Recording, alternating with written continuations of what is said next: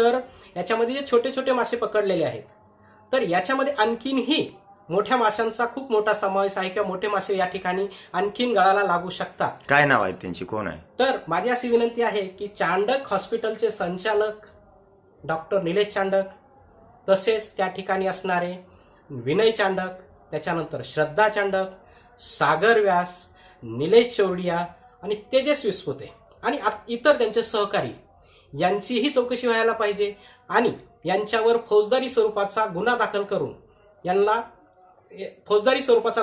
करून यांना कडकातली कडक शिक्षा द्यायला पाहिजे.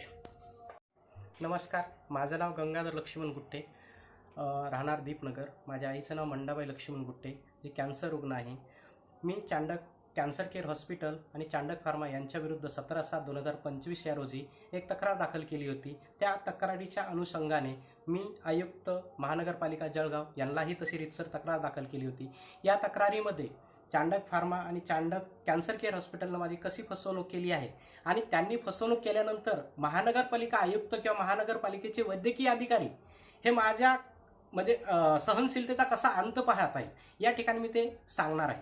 कारण या ठिकाणी मी एक महानगरपालिका वैद्यकीय अधिकारी यांनी मला एक लेटर दिलं होतं 16/10/2025 या रोजी. वैद्यकीय अधिकारी यांनी एक लेटर दिलं होतं. याच्यामध्ये डॉक्टर निलेश चांडक आणि चांडक कॅन्सर केअर यांना रीतसर त्यांनी एक नोटीस बजावली होती आणि त्या नोटीसचा खुलासा मागवला होता. त्या नोटीसचा खुलासा मागवल्यानंतर सदरील नोटीस मिळाल्यानंतर त्यांनी खुलासा सादर केला नाही हे वैद्यकीय अधिकाऱ्यांना माहिती महानगरपालिकेच्या. परंतु त्यांनी ज्या वेळेस मी 26 जानेवारी 2026 या दिवशी आमरण उपोषण केलं, त्या दिवशीही महानगरपालिका आयुक्तांना मी लेटर दिलं होतं. त्याच्यानंतर त्या पिरियडमध्ये डॉक्टर मनीषा उगले मॅडम, जे वैद्यकीय अधिकारी महानगरपालिका आहेत, यांनी एक बाईट दिली. मीडियासमोर सांगितलं की सदरील प्रकरणाची आम्ही चौकशी केलेली आहे, पूर्ण चौकशी केलेली आहे आणि त्या चौकशीचा अहवाल आम्हाला प्राप्त झालेला आहे आणि तो अहवाल आम्ही सिव्हिल सर्जन जळगाव यांना सादर केलेला आहे. याची तारीख आहे 22/1/2026 यांनी त्यांनी मीडियासमोर ही बाईट दिलेली आहे आणि त्यात स्पष्ट सांगितलेलं आहे की सदरील प्रकरणाची पूर्ण चौकशी झालेली असून अहवाल आम्ही वरिष्ठांना म्हणजे शल्यचिकित्सक यांना सादर केलेला आहे. पण मॅडम काय सांगणार, चांडक कॅन्सर केअर हॉस्पिटल संदर्भात आपल्याकडे तक्रार प्राप्त झाली होती. या तक्राराच्या आधारावर आपल्याकडून नेमकी आतापर्यंत काय कारवाई करण्यात आली? मी डॉक्टर मनीषा उगले, प्रमुख वैद्यकीय अधिकारी जळगाव शहर महानगरपालिका. आमच्याकडे माननीय जिल्हा शल्यचिकित्सक यांच्या मार्फत श्री केशव लक्ष्मण गुट्टे यांचा तक्रार अर्ज प्राप्त झालेला आहे. त्यानुसार आम्ही चांडक कॅन्सर हॉस्पिटल येथे जाऊन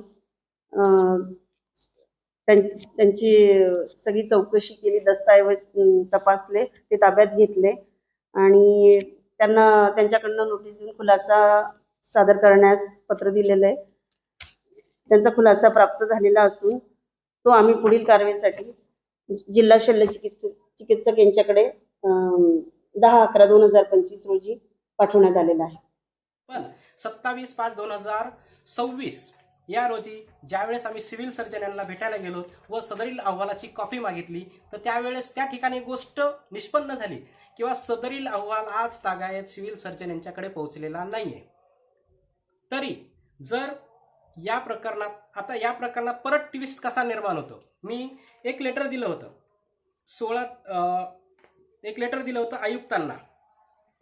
मागच्या महिन्यामध्ये एक आयुक्तांना लेटर दिलं होतं दुसऱ्या महिन्यामध्ये, ज्याच्यामध्ये मी मागणी केली होती की आपण संबंधित हॉस्पिटलवर काय कारवाई केली याचा खुलासा मला देण्यात यावा.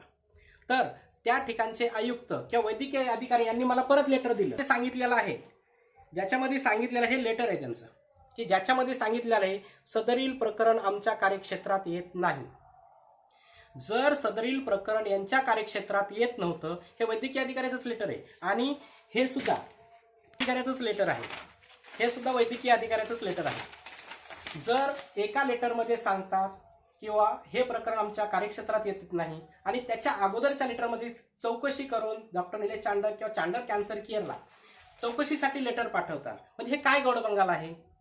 तर माझी आयुक्त महानगरपालिका जळगाव यांना विनंती आहे की सदरील प्रकरणाचा आपण खुलासा करावा. तसेच जे या ठिकाणी डॉक्टर मनीषा उगले मॅडम खरं बोलत आहेत का की सिव्हिल सर्जन खोटं बोलत आहेत, याचाही खुलासा होणं गरजेचं आहे. त्याच्यानंतर सगळ्यात महत्त्वाची गोष्ट, जर या लेटरनुसार जे वैद्यकीय अधिकाऱ्यांनी मला लेटर दिलेलं याच्यानुसार जर हे प्रकरण यांच्या कार्यक्षेत्रात येत नसेल तर शासनाचा GR आहे, या GR नुसार, महाराष्ट्र शासनाचा GR आहे, या GR नुसार आणि या GR नुसार स्पष्ट होतंय की कुठलाही महानगरपालिकेत जो महापालिके कार्यक्षेत्रात येणाऱ्या दवाखान्यामध्ये जर कुठलाही गैरप्रकार होत असेल तर त्याची चौकशी करण्याचे अधिकार तिथलचे आयुक्त किंवा वैद्यकीय अधिकाऱ्यांना आहेत. तर मग आज तागायत या प्रकरणाची वैद्यकीय अधिकाऱ्यांनी का चौकशी केली नाही?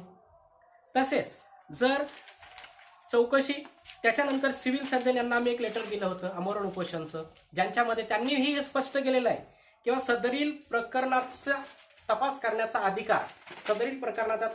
अधिकार हा वैद्यकीय अधीक्षक वैद्यकीय महाविद्यालय व रुग्णालय जळगाव व प्रमुख वैद्यकीय अधिकारी जळगाव यांना आहे. यांच्याकडे तुम्ही रितसर तक्रार दाखल करा. जर मी मागच्या 1 वर्षापूर्वी 17/7/2025 या रोजी आयुक्तांना रितसर तक्रार दाखल केलेली आहे, तर आजपर्यंत आयुक्तांनी याच्यावर कारवाई का केली नाही? की तुमचे सदरील हॉस्पिटलची लागेबंदी आहेत, की तुम्हाला चौकशी करण्यामध्ये, सामान्य माणसाची चौकशी करण्यामध्ये कुठंतरी अडथळा निर्माण होत आहे? जर एका प्रकरणात तुम्ही सांगता की हे प्रकरणाची आम्ही चौकशी केली, सिव्हिल सर्जनला अहवाल सादर केला आणि दुसऱ्या लेटरमध्ये सांगता की हे प्रकरण आमच्या कार्यक्षेत्रात येत नाही, तर या गोष्टीचा खुलासा होणं तितकंच गरजेचं आहे. तर माझी आज या आपल्या मुलाखतीच्या माध्यमातून माझी शासनाला आणि मुख्यमंत्र्यांना माझी विनंती आहे की आपण या प्रकरणाकडे थोडंसं गंभीरतापूर्वक पाहावं. तसेच यांच्यावर सदरील हॉस्पिटल जितकं दोषी आहे तितकं मेडिकल दोषी आहे. तिथं असणारा जो डॉक्टर आहेत निलेश चांडक, सागर व्यास, निलेश चौडिया, त्याच्यानंतर बिस्पुते आणि विनय चांडक हे जितके दोषी आहेत तितकेच अधिकारी पण दोषी आहेत. कारण 1 वर्षापासून सदरील प्रकरणाचा मी जर पाठपुरावा करतोय, प्रत्येक वेळी यांना लेटर देतोय. आज माझे कमीत कमी आयुक्तापासून इथलच्या DI, आयुक्त, कलेक्टर, SP ऑफिस, मुख्यमंत्री, उपमुख्यमंत्री, आरोग्यमंत्री आणि अन्न व औषध प्रशासन मंत्री यांना कमीत कमी 32 लेटर दिलेले आहेत मी आज तागायत. ज्या लेटरमध्ये प्रत्येक वेळा मी मागणी केली आहे की न्यायिक मागाने मी मागणी केलेली आहे.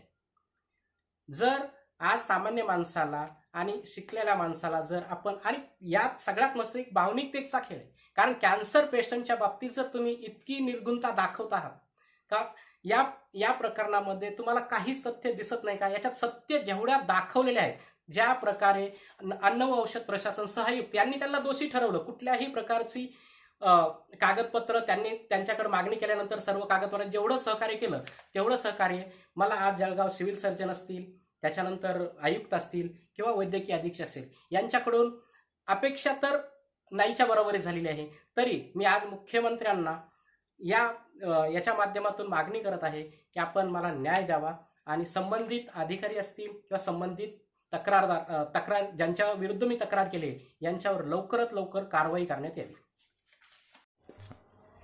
तर माझी अन्न व औषध प्रशासन विभाग आयुक्त, अन्न व औषध प्रशासन मंत्री, मुख्यमंत्री, उपमुख्यमंत्री यांना हात जोडून विनंती आहे की या प्रकरणाची ज्यावेळेस चौकशी चालू झाली त्यावेळेस थातूर मातूर चौकशी करणारे अधिकारी यांनाही याच्यात दोषी पकडायला पाहिजे. त्याच्यानंतर हे प्रकरण ज्यावेळेस सहआयुक्तांनी हे केलं, निकाल दिला आणि त्याच्यानंतर याच्यामध्ये जे छोटे छोटे मासे पकडलेले आहेत, तर याच्यामध्ये आणखीनही मोठ्या माशांचा खूप मोठा समावेश आहे किंवा मोठे मासे या ठिकाणी आणखीन गळाला लागू शकतात. काय नाव आहे त्यांची, कोण आहे? तर माझी अशी विनंती आहे की चांडक हॉस्पिटलचे संचालक डॉक्टर निलेश चांडक, तसेच त्या ठिकाणी असणारे विनय चांडक, त्याच्यानंतर श्रद्धा चांडक, सागर व्यास, निलेश चौडिया आणि तेजस विस्पुते आणि इतर त्यांचे सहकारी यांचीही चौकशी व्हायला पाहिजे आणि यांच्यावर फौजदारी स्वरूपाचा गुन्हा दाखल